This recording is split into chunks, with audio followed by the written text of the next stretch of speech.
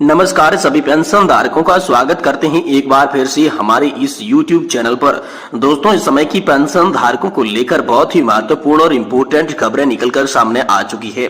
जहां दोस्तों पहली और बड़ी खबर की बात करें तो दोस्तों आप सभी के लिए पुरानी पेंशन योजना आएगी वापस। संसद में हो गया है बड़ा ऐलान। इसके बारे में चर्चा आज की इस वीडियो में करने वाले हैं। साथ ही साथ दोस्तों केंद्रीय कर्मचारी कर लिए तारीख नोट। जी हाँ दोस्तों, इस दिन खाते में आएंगे 2,18,000 रुपए। सरकारी आदेश इसके लिए जारी हो चुके हैं। जी हाँ दोस्तों, यहाँ पर जो है 18 माह के बकाया डीए एरियर को लेकर सरकारी आदेश जो जारी हुआ है, जिसके तहत आप सभी के खाते में 2,18,000 रुपए की राशि जो है वो ट्रांसफर की जाएगी। इसको लेकर बड़ी खबर हाल फिलहाल में आप सभी के लिए निकल कर आ चुकी है। वहीं दोस्तों एक ब्रेकिंग न्यूज निकल कर आ रही है। ईपीएस 95 पेंशन धारकों के लिए बहुत ही बड़ी खबर है। जी हाँ, ईपीएस 95 पेंशनर्स की ईपीएफओ से 7 बड़ी मांग। जी दोस्तों, पहले जो 4 सूत्रीय मांगे थी, इसमें अब 3 मांगे और ऐड कर दी जा चुकी है। और आपकी 7 मांगों को लेकर दोस्तों आप सभी के लिए बड़ी खुशखबरी या फिर यूं कहें कि बड़ी अपडेट निकलकर सामने आई है। वहीं पुराने पेंशन की मांग के बीच एनपीएस को आकर्षक बनाने की उम्मीद पर बड़ा अपडेट सामने आया है। जी हां दोस्तों, आज की इस वीडियो के अंदर संपूर्ण जानकारी आपको ईपीएस 95 पेंशन धारक, सरकारी कर्मचारी, राज्य कर्मचारी पेंशन धारकों से रिलेटेड देने वाले हैं। इसीलिए आप सभी से निवेदन करते हैं कि आज की इस वीडियो को आप लोग लास्ट तक, एंड तक जरूर देखें, जिससे कि दोस्तों आपको पेंशन से जुड़े हर बड़े सवाल के जवाब जो है इस एक ही वीडियो के माध्यम से देखने को मिल सके। तो दोस्तों सबसे पहले और बड़ी खबर की बात करें तो केंद्रीय कर्मचारियों के लिए बहुत ही बड़ी खुशखबरी है। केंद्रीय कर्मचारी ये तारीख नोट कर लीजिएगा। जी हां दोस्तों, इस दिन खाते में आप सभी के लिए 2,18,000 रुपए की राशि जो है वो ट्रांसफर की जा सकती है। इसको लेकर सरकारी आदेश आप सभी के लिए आ चुके हैं। तो आखिरकार 18 महीने के बकाया डीए एरियर को लेकर सरकारी कर्मचारियों के लिए क्या बड़े आदेश आए हैं, चलिए इसके बारे में आप सभी के लिए बात करते हैं। दोस्तों, केंद्र सरकार जल्द ही अपने कर्मचारियों को 2 बड़ी सौगात देने का ऐलान कर चुकी है। ऐसे में एक डीए एरियर के साथ पैसा जल्द ही खाते में आने की संभावना आप सभी के लिए बताई जा रही है। और दूसरा दोस्तों आप सभी के लिए फिटमेंट फैक्ट के साथ साथ दोस्तों आप सभी का डियरनेस लीव और डियरनेस अलाउंस को लेकर बड़ी खबर है। इसमें इजाफे की संभावना है। यह समाचार खुशखबरी की तरह सामने आ रहा है दोस्तों आप सभी पेंशन धारकों के लिए। साथ ही दोस्तों डीए की रकम को लेकर बड़ी खबर सामने आई है। जी हां दोस्तों, सरकार ने डीए एरियर की पेंडिंग राशि को 18 माह के बाद जल्द ही कर्मचारियों के खाते में ट्रांसफर करने का ऐलान जारी कर दिया है। इससे कर्मचारियों के खाते में करीब 2,18,000 रुपए आने की संभावना है। ये राशि किसी बूस्टर डोज की तरह साबित होगी, जो कि कर्मचारियों को आर्थिक सहारा यहाँ पर जो है प्रदान करने जा रही है। क्योंकि लंबे समय से जो है डीए एरियर की मांग पेंशन धारक और सरकारी कर्मचारी कर रहे थे। तो इसको लेकर बताया जा रहा है कि कोई उच्च अधिकारी है, उसके खाते में तकरीबन दोस्तों 2,18,000 रुपए की राशि जो है वो डीए एरियर के रूप में आप सभी के लिए सामने आने वाली है। इसको लेकर बड़ी खबर है। भाई दोस्तों, पुरानी पेंशन बहाली वापस आएगी। जी हाँ दोस्तों, संसद में हो चुका है आप सभी के लिए बड़ा ऐलान। जी हाँ दोस्तों, ओपीएस की मांग लगातार तूल पकड़ती हुई दिखाई दे रही है। इस बीच संसद की कार्यवाही के दौरान आप सभी के लिए पुरानी पेंशन योजना को लेकर बड़ी अपडेट सामने आई है, जिसमें दोस्तों ओपीएस की मांग लगातार होने के बावजूद यहाँ पर जो मुद्दा है वो देश के अंदर ओपीएस का मुद्दा शांत नहीं हो रहा है और ओपीएस के मुद्दे पर सरकार एक्शन नहीं ले रही थी। इसी को देखते हुए कर्मचारी संगठनों ने हाल ही में देश के अंदर बड़े प्रदर्शन करने की तैयारी कर ली थी और इसी बाबत में यहाँ पर सरकार को प्रेस नोट थमा दिया गया था, जिसके माध्यम से उन्होंने अपनी यहाँ पर जो है पुरानी पेंशन व्यवस्था की बहाली की जो मांग करने की रूपरेखा थी वो सरकार को बताई और सरकार को चेताया कि 2024 के लोकसभा चुनाव से पहले अगर पुरानी पेंशन योजना की बहाली का मुद्दा हल नहीं किया गया तो यह सरकार के लिए कितना बड़ा नुकसान दे सकता है। इसके बारे में जब सरकार को अवगत कराया तो दोस्तों आप सभी के लिए इसमें लेकर दोस्तों संसद से बहुत ही बड़ी खबर आई है। जी हां दोस्तों, संसद की कार्रवाई के दौरान यहाँ पर अनेक सांसदों ने जो है ईपीएस 95 पेंशन के मुद्दे के साथ साथ पुरानी पेंशन योजना के मुद्दे को उठाया, जिसमें कहा गया कि सरकारी कर्मचारी, राज्य कर्मचारी पेंशन धारकों के साथ एनपीएस एक बड़ा धोखा हो रहा है, जिसके तहत लगातार ओपीएस की मांग उठाई जा रही है। जिसमें दोस्तों हाल ही में पेंशन धारकों ने मांग की थी या तो दोस्तों सभी सांसदों और विधायकों को भी यहाँ पर जो है नई पेंशन सिस्टम के तहत जोड़ा जाए या फिर सभी को पुरानी पेंशन योजना दी जाए। इसको लेकर जब मांग उठी थी तो आप सभी के लिए संसद में आप सभी के लिए बड़ा यहाँ पर जो है शून्यकाल के दौरान, प्रश्नकाल के दौरान आप सभी के लिए लगातार मांगे उठती आ रही है।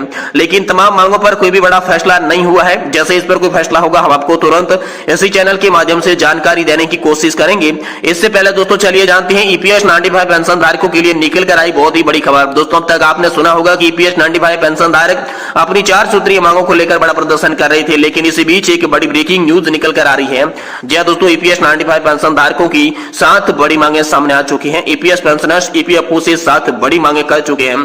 तो दोस्तों 7 मांगे कौन कौन सी और आखिर मांगे कैसे की गई हैं, चलिए इसके बारे में आप सभी को विस्तार से बताते हैं इस वीडियो के अंदर। जी हां दोस्तों, हाल ही में दोस्तों यहाँ पर जो है कर्मचारी भविष्य निधि संगठन के क्षेत्रीय आयुक्त कार्यालय रायपुर छत्तीसगढ़ के द्वारा यहाँ पर जो है उसके माध्यम से केंद्रीय रोजगार एवं श्रम मंत्री भूपेंद्र यादव को मांग पत्र भेजा गया है, जिसमें दोस्तों 7 सूत्रीय मांगों का उल्लेख किया गया है। जी हां दोस्तों, पिछले कई वर्षों से ईपीएस 95 पेंशन धारकों के हित में लड़ाई लगातार जारी है, लड़ाई चल रही है। हाल ही में 7 दिसंबर 2023 को रामलीला मैदान में नई दिल्ली में एक दिन धरना प्रदर्शन किया गया, जिसके बाद 1 लाख से भी अधिक लोग यहाँ पर जो है सम्मिलित हुए थे। दोस्तों 8 दिसंबर से लगाकर 14 दिसंबर तक यहाँ पर जो है अनशन भी आप सभी के लिए चला था दिल्ली के अंदर। लेकिन इसके बाद आप सभी के लिए बड़ी खबर आई है कि केंद्रीय रोजगार एवं श्रम मंत्री भूपेंद्र यादव के आश्वासन के बाद अनशन अस्थायी तौर पर रोक दिया गया था और उनके द्वारा उचित निर्णय लिए जाने के आश्वासन देने के बावजूद सरकार की ओर से कोई ठोस सकारात्मक पहल पेंशन धारकों के पक्ष में नहीं दिख रहा है। दोस्तों अध्यक्ष डीके बनर्जी का कहना है कि कर्मचारी भविष्य निधि संगठन के क्षेत्रीय आयुक्त रायपुर के माध्यम से केंद्रीय रोजगार और श्रम मंत्री भूपेंद्र यादव को मांग पत्र भेजा गया है। बड़ी आंदोलन कार्रवाई के पूर्ण ईपीएस 95 राष्ट्रीय संघर्ष समिति राष्ट्रव्यापी धरना प्रदर्शन करने का निर्णय किया है ताकि सरकार इसे गंभीरता से ले और मांगों पर ठोस पहल कर पेंशन धारकों को राहत प्रदान करे।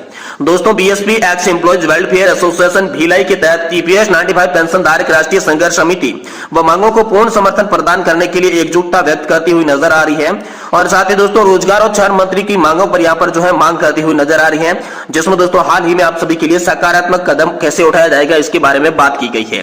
तो चलिए अब दोस्तों आप सभी को बता दें कि आखिरकार आप सभी की 7 सूत्रीय मांगे कौन सी है। पहले जो 4 मांगे थी, लेकिन अब ईपीएस 95 पेंशन धारक जो 7 मांगे कर रहे हैं, तो आखिरकार 7 मांगे कौन कौन सी है, चलिए इसके बारे में आप सभी को विस्तार से बताते हैं। देखिए सबसे पहले मांग है न्यूनतम पेंशन को 1000 रुपए से बढ़ाकर 7500 रुपए प्रति माह किया जाए, ये बड़ी मांग है। वही दूसरी मांग है कि सुप्रीम कोर्ट के आदेश का ईमानदारी से त्वरित गति से निपटारा, यानी कि ईमानदार रहते हुए सरकार जल्दी से जल्दी सुप्रीम कोर्ट के आदेश का निपटारा करे। जिन सदस्यों में डिमांड लेटर के मुताबिक राशि जमा कर दी है उनको तत्काल प्रभाव से उच्च पेंशन की शुरुआत की जाए, यानी कि जिन्होंने यहाँ पर अधिक वेतन पर यहाँ पर योगदान दे दिया है, कंट्रीब्यूशन पूरा कर दिया है, उनको यहाँ पर जल्दी से जल्दी उच्च पेंशन का लाभ दिया जाए। वही तीसरी बड़ी मांग है कि लंबित पड़े उच्च पेंशन के आवेदन का शीघ्र निराकरण किया जाए, यानी कि जो पेंशन धारकों के उच्च पेंशन के मामले अटके किए हुए हैं उन अटके हुए मामलों को जल्द से जल्द हल किया जाए। चौथी मांग है कि अंतर की राशि को, यानी कि ब्याज सहित जमा करके, ताकि एरियर्स की राशि भी ब्याज में जमा दिखाया जा सके, यानी कि अंतर की जो राशि है उनको ब्याज सहित जमा करवा रहे हैं, इसलिए तो दोस्तों एरियर की राशि में भी ब्याज दिया जाए, ये दोस्तों मांग की जा रही है। वही पांचवी मांग है डिमांड लेटर में संभावित उच्च पेंशन की राशि का वितरण जो है यहाँ पर सभी पेंशन धारकों के लिए दिया जाए। और साथ ही साथ छठी मांग है दोस्तों विधवा पेंशन को 100% करने की प्रक्रिया शुरू की जाए। और साथ ही है सभी ईपीएस 95 पेंशनर्स को चिकित्सा सुविधा निःशुल्क दी जाए। तो जी हाँ दोस्तों, ये 7 सूत्रीय जो मांग थी इस वक्त दोस्तों पेंशन धारकों की सामने आ रही थी और इसी को लेकर लगातार जो है राष्ट्रीय संघर्ष समिति के साथ साथ BSP ex employ welfare association जो है वो लगातार मांग कर रही है। देश के अलग अलग ईपीएफओ कार्यालयों के आगे धरना प्रदर्शन दिया जा रहे हैं, धरने किए जा रहे हैं, जिसमें पहले जो 4 सूत्रीय मांगे थी अब वो 7 सूत्रीय मांगों में बदल चुकी है। इसमें दोस्तों लगातार जो है श्रम मंत्री भूपेंद्र यादव के द्वारा आश्वासन दिए जा रहे थे, लेकिन सरकार इस पर कोई भी बड़ा कदम नहीं उठा रही थी, जिससे नाराज पेंशन धारकों ने अपने आगे की रणनीति तैयार कर ली और कैसे आंदोलन करना है, कैसे सारी मांगे मंजूर करवानी है और 2024 के लोकसभा चुनाव से पहले कैसे मांगे मंजूर करवानी है, इसके बारे में दोस्तों रणनीति बना ली है। जिसके बाद एक बार फिर से भूपेंद्र यादव ने आप सभी से कहा है कि हमने जो प्रस्ताव है वो वित्त मंत्रालय को भेज दिया है, जिसमें पेंशन बढ़ोतरी की कई मांगे शामिल हैं। तो 2024 के अंतरिम बजट से पहले आप सभी पेंशन धारकों को बड़ी खुशखबरी मिल सकती है, या जैसे ही वित्त मंत्री निर्मला सीतारमण अंतरिम बजट यहाँ पर जो है संसद के अंदर पेश करेगी उससे पहले दोस्तों उस बजट के अंदर पेंशन धारकों के लिए बड़ी खुशखबरी हो सकती है।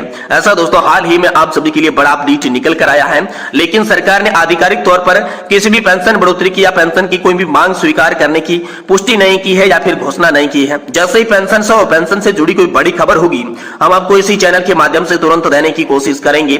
इसलिए आप सभी पेंशन धारकों से निवेदन करते हैं कि